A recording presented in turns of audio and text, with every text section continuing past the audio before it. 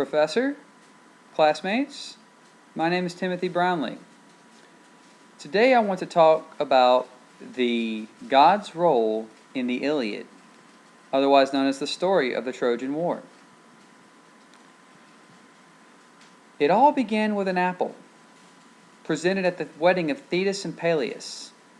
A wedding Thetis was forced into because of her refusal of Zeus's advances.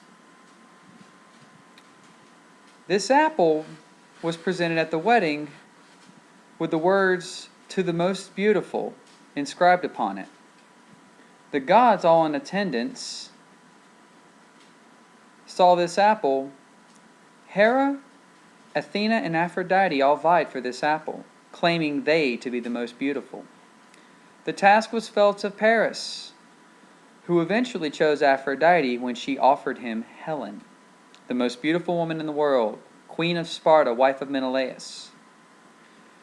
Upon collecting his prize and taking her back to Troy, Menelaus and Agamemnon called Greece to action, recruiting Diomedes, Odysseus, even Achilles, the son and result of Thetis and Peleus' marriage.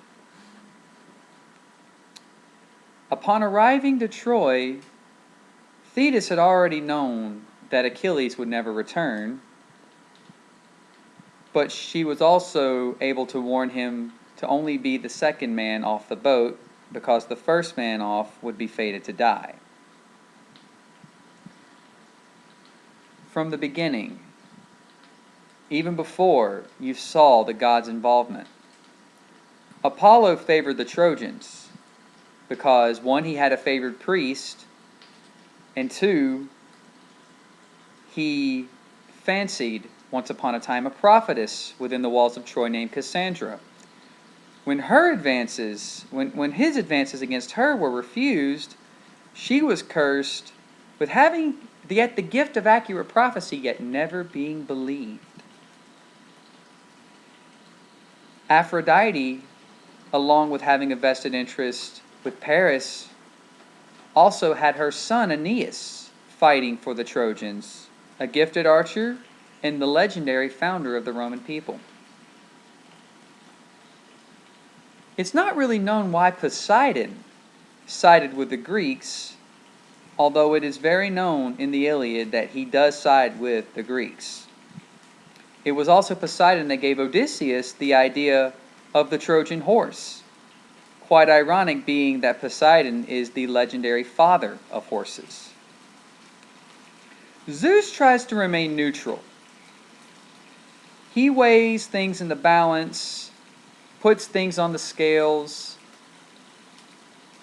One day he sides with the Trojans, another day he's with the Greeks. It's kind of hard for Zeus to really take a side in this, considering he's the chief of the gods, he's the one for justice, and he just wants to be right. He weighs the life of Hector in the scales and finds that Hector dies, and he lets Athena do what he needs to be done, allowing Achilles to kill Hector. But later on, Apollo is allowed to do what he pleases, guides the arrow of Paris to kill Achilles.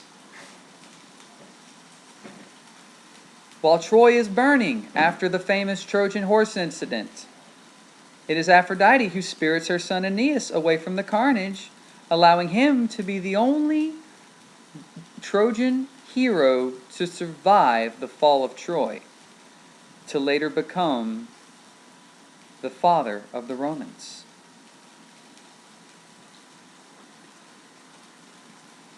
I thank you for listening and paying attention, and I hope you all learned something today, and please do not hesitate to ask me any questions that you may have. Thank you very much.